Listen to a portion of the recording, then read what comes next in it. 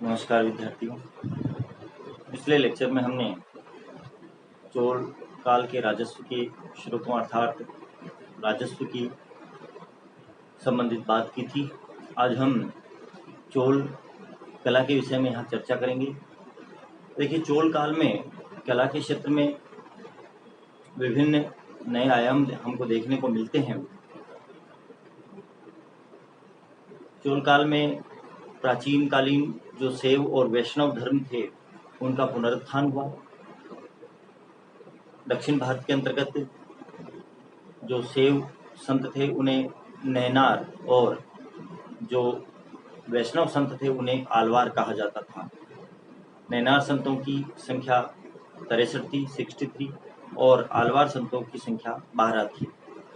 तो चोल जो सम्राट थे वो स्वयं शैव अनुयायी थे अर्थात शैव भक्त थे, परंतु धार्मिक रूप से वो सहिष्णु थे। उन्होंने अन्य धर्मों का भी सम्मान किया और शैव मंदिरों के साथ साथ उन्होंने वैष्णव मंदिरों का निर्माण भी करवाया था। इसके साथ साथ हम यह भी देखते हैं कि चोल काल में चोल जो सम्राट थे वो धार्मिक सहिष्णु तो थे ही थे, साथ ही साथ महान निर्माता और कला प्रेमी भी रहे हैं। उनके समय में विशाल मंदिरों का, कृत्रिम तालाबों का, राजप्रसादों का, बड़े बड़े बांधों का आदि का निर्माण किया गया। इसके साथ साथ पत्थर धातु आदि की मूर्तियों का निर्माण हुआ। तो यहाँ पर आज हम चोल कला के विषय में चर्चा कर रहे हैं। तो इसके अंतर्गत हम देखेंगे सबसे पहले स्थापत्य कला या वास्तुकला की हम बात कर रहे हैं। तो स्थापत्य कला या वास्तुकला के अंतर्गत चोल काल के जो वास्तुकला के या स्थापत्य कला के जो श्रेष्ठ नमूने हैं वो यहाँ के मंदिर हैं। और ये जो मंदिर हैं वो द्रविड़ शैली में बने हुए हैं। पहले भी मैंने आपको अवगत कराया था कि उत्तर भारत की वास्तुकला जो शैली थी वो दक्षिण भारत की वास्तुकला शैली से भिन्न, और इसके साथ साथ उत्तर भारत की वास्तु की कला की जो शैली थी उसको नागर शैली कहा जाता था। अधिकांशतः नागर शैली में ही वास्तु के जो नमूने हैं वो हमको मिलते हैं। और दक्षिण भारत की जो कला शैली थी स्थापत्य की वो द्रविड़ कला शैली थी। और मध्य भारत के अंतर्गत जो स्थापत्य कला के नमूने बने हुए हैं वो बेसर शैली में बने हुए हैं। तो इस प्रकार से दक्षिण भारत चोल काल में द्रविड़ कला शैली का काफ़ी विकास हुआ और यहाँ के मंदिर इस कला के श्रेष्ठ उदाहरण हैं। इसके साथ साथ इन मंदिरों की जो मुख्य विशेषता रही है वो ये है कि विशाल और वर्गाकार विमान कहते हैं गर्भगृह के ऊपर जो एक बहुत ऊंचाई में बनाया गया जो जिसको हम कह सकते हैं कि एक तरह से शिखर, बहुत ऊंचाई में जो बनाया जाता है उसे विमान कहा गया है। और इसके साथ साथ मध्य में मंदिरों के मध्य के अंतर्गत एक विस्तृत आंगन होता था और अलंकृत गोपुरम जो मुख्य द्वार होते थे, गोपुरम मुख्य द्वारों को कहा गया। मंदिर के जो मुख्य द्वार होते थे वो अलंकृत किए जाते थे अर्थात विभिन्न प्रकार की डिजाइन और विभिन्न प्रकार की जो कलाएं हैं उस पर अंकित की जाती थी।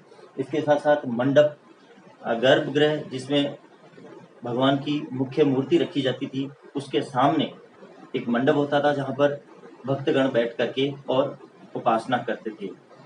इसके साथ साथ अंतराल सजावट के लिए पारंपरिक सिंग ब्रैकेट्स, अंतराल सजावट अंतराल का कहा गया है। जो गर्भगृह और मंडप के बीच की जो दूरी थी उसे अंतराल कहा गया है अर्थात मंडप से गर्भगृह जाने का जो मार्ग है उसे अंतराल कहा गया है। और उसके अंतर्गत पारंपरिक तौर पर सिंग ब्रैकेट्स का प्रयोग किया गया अर्थात एक तरह से वो वहाँ पर सजावट के लिए एक रास्ता टाइप जो मंदिर के गर्भगृह तक जाने के लिए बनाया गया है मंडप से। और इसके साथ साथ संयुक्त स्तंभों का प्रयोग। तो चोल काल के मंदिरों की एक विशेषता ये भी रही है कि स्तंभ जो है वो सिंगल स्तंभ नहीं दिए गए हैं बल्कि 2 या 4 एक साथ जुड़े हुए स्तंभ दिए गए हैं। तो संयुक्त स्तंभों का यहाँ प्रयोग इनकी प्रमुख विशेषता रही है। तो इस प्रकार से चोल काल के जो प्रमुख मंदिर हैं उनकी जो विशेषताएं हैं ये आपको ध्यान में रखनी है। इसके अतिरिक्त चोल काल के अंतर्गत जो कुछ मंदिर बनाए गए थे जो प्रमुख मंदिर हैं उनके अंतर्गत हम उदाहरणों में देखते हैं कि तिरुकटलाई का सुंदरेश्वर मंदिर और नरकमलाई का विजयाचोलेश्वर मंदिर जो है वो प्रारंभिक चोल मंदिरों के उदाहरण माने जाते हैं। और इसके साथ साथ राजराजेश्वर या वृद्धीश्वर जो मंदिर है जो तंजौर में बनाया गया, वह भी बहुत ही प्रसिद्ध मंदिर रहा है। इसके साथ साथ गंगईकोंड का मंदिर है, जो राजेंद्र प्रथम के द्वारा बनवाया गया था। ऐरावतेश्वर मंदिर और त्रिभुवनेश्वर मंदिर, ये चोल काल के प्रमुख मंदिरों में गिने जाते हैं।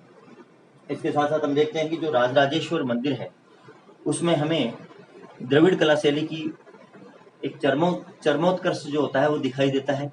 और इसका जो सबसे प्रमुख जो आकर्षित करने वाला भाग है वो इसका विमान है। यह राजराजेश्वर मंदिर या वृद्धेश्वर मंदिर का जो विमान है वो लगभग 13 मंजिला है, और ये बहुत ही खूबसूरती के साथ बनाया गया है। और इसके साथ साथ इस मंदिर में हमें जो मुख्य गर्भगृह है उसमें एक बहुत बड़ी शिव मूर्ति रखी गई है। इसके साथ साथ जो पर्सी ब्राउन है, जो स्थापत्य कला के ऊपर जिन्होंने अपना सर्वेक्षण किया है, उनका कहना है कि जो यह मंदिर का विमान है, यह भारतीय वास्तुकला का निकष कहा जा सकता है, अर्थात भारतीय वास्तुकला का निचोड़ कहा जा सकता है राजराजेश्वर मंदिर के विमान को। तो इस प्रकार से राजराजेश्वर मंदिर काफी प्रसिद्ध रहा है, जिसे वृद्धेश्वर मंदिर भी या वृद्धेश्वर मंदिर भी कहा जाता है। इसी के साथ साथ जो गंगईकोंड का मंदिर है, गंगईकोंड का मंदिर राजेंद्र प्रथम के द्वारा बनवाया गया था, और इसका जो आधार है वह 105 मीटर लंबा और 50 मीटर चौड़ा है, आधार जिस पर मंदिर का निर्माण किया गया था। और इसके साथ साथ इसका विमान भी आकर्षण का भाग है। इसका विमान जो है वो लगभग 8 मंजिला है, और इसमें भी हमें द्रविड़ कला शैली की परिणति देखने को मिलती है। इस प्रकार से चोल काल में जो मंदिरों का निर्माण हुआ वो बहुत ही भव्य मंदिर इसमें बनाए गए, और इसके साथ साथ भव्यता के साथ साथ इनमें विशालता और आकर्षण करने वाले कुछ ऐसे संदर्भ भी देखने को मिलते हैं, जिससे कि जो देखने वाले हैं उन्हें ये आश्चर्यचकित कर देते हैं। और इसके साथ हम यह भी कह सकते हैं कि चोल कला का जो प्रभाव है वो संभवतः दक्षिण पूर्वी एशिया के क्षेत्रों पर भी पड़ा, जिससे हमको, जैसे कि उदाहरण के तौर पर हमें अंगकोर वाट के मंदिर जो हैं वो भारतीय कला शैली के वहाँ पर जो स्थापित हैं, उससे ये पता चलता है कि ये जो दक्षिण भारत की द्रविड़ कला शैली है उसका प्रभाव दक्षिण पूर्वी एशिया के भागों तक भी रहा है। तो आज के लिए हम स्थापत्य कला पे ही इस टॉपिक हमारा समाप्त करेंगे। नेक्स्ट हम मूर्ति कला आदि के बारे में बात करेंगे। धन्यवाद।